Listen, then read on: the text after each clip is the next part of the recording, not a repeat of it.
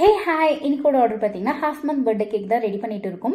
And இந்த cake பார்த்தீங்கன்னா eggless sponge கேட்டிருந்தாங்க. ஸோ அதுக்கேற்ற மாதிரி எக்லெஸ் ஸ்பாஞ்ச் ரெடி பண்ணிட்டு 2 லேயர் போல கட் பண்ணிட்டு இப்போ கேக் போர்டில் அசம்பிள் பண்ணிட்டு இருக்கேன்.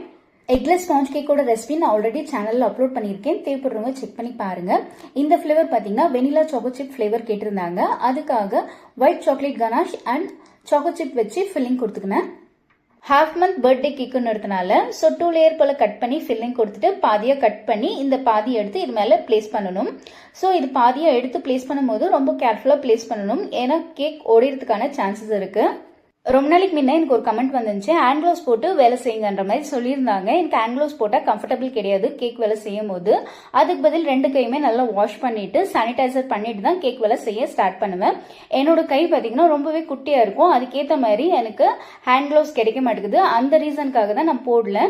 நான் மட்டுமே இல்லை, ஒரு ஹோம் பேக்கர்ஸுமே அவங்க வீட்டுக்கு கேக் எப்படி செய்யறோமோ அந்த மாதிரி தான் செஞ்சு கஸ்டமருக்கு ஹேண்ட் ஓவர் கொடுக்குறோம்.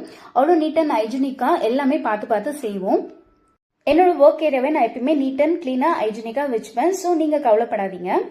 இப்போ இந்த கேக் க்ரம் கோட் கொடுத்துட்டு நல்லா செட் பண்ணி முடிச்சுட்டு ஃபைனல் கோட் கொடுத்துட்டு இருக்கோம். இதுல கொஞ்சம் ஃபவுண்டன் ஒர்க்குமே இருக்கு.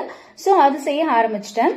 இந்த கஸ்டமர் ஒரு பிக்சர் ஷேர் பண்ணிட்டு அதே மாதிரி கேக் வேணும்னு கேட்டிருந்தாங்க. நம்மளும் அதே மாதிரி ரிப்ளிகேட் பண்ணி கொடுத்துருந்தோம். அண்ட் இந்த கேக் ஆர்டர் பார்த்தீங்கன்னா 1 மந்த் ப்ரேயராகவே இந்த கஸ்டமர் ஆர்டர் பிளேஸ் பண்ணியிருந்தாங்க. இவங்களோட லொகேஷன் பார்த்தீங்கன்னா ரொம்பவே தூரம். நான் உங்களுக்கு சொன்னதுக்கு இருக்கட்டும் பரவாயில்ல, உங்ககிட்ட தான் ஆர்டர் பிளேஸ் பண்ணுவேன்ற மாதிரி சொல்லியிருந்தாங்க. இவங்களோட லொகேஷன் பார்த்தீங்கன்னா கெங்கேரியிலேருந்து நம்மளுக்கு ஆர்டர் பிளேஸ் பண்ணியிருந்தாங்க.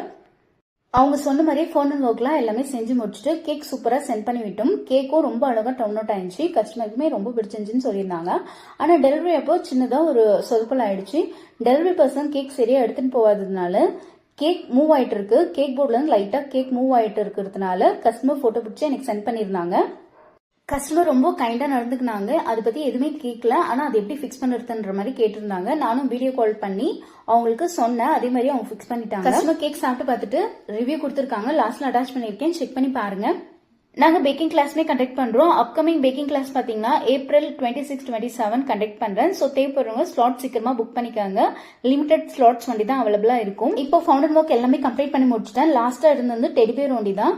ஸோ அதுவும் சூப்பரா கம்ப்ளீட் பண்ணி முடிச்சுட்டு சைட்ல வச்சுட்டேன். அண்ட் கிளவுட்ஸ் பார்த்தீங்கன்னா ஃபவுண்டன் வேணா இந்த மாதிரி க்ரீம்லேயே கொடுங்கன்ற மாதிரி கேட்டிருந்தாங்க. அதுவும் சூப்பராக ஃபினிஷ் பண்ணி முடிச்சிட்டோம். க்ரீம்லேயே அங்கங்கே சின்னதாக ஸ்டார் மாதிரி கொடுங்கன்னு கேட்டிருந்தாங்க. ஸோ அதுவும் நீட்டாக ஃபினிஷ் பண்ணிட்டோம்.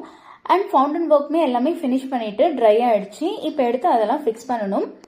கேக் ரொம்ப அழகாக டர்ன் அவுட் ஆயிடுச்சு. பார்க்கறதுக்கே செம்ம கியூட்டாக இருந்துச்சு. அண்ட் உங்களுக்கும் பர்த்டே பார்ட்டி ஈவெண்ட்ஸ்க்குலாம் கேக் ஆர்டர்ஸ் வேணும்னா கீழே இருக்க நம்பருக்கு கான்டாக்ட் பண்ணிக்காங்க. நெக்ஸ்ட் வீடியோவில் பார்க்கலாம். Stay tune friends.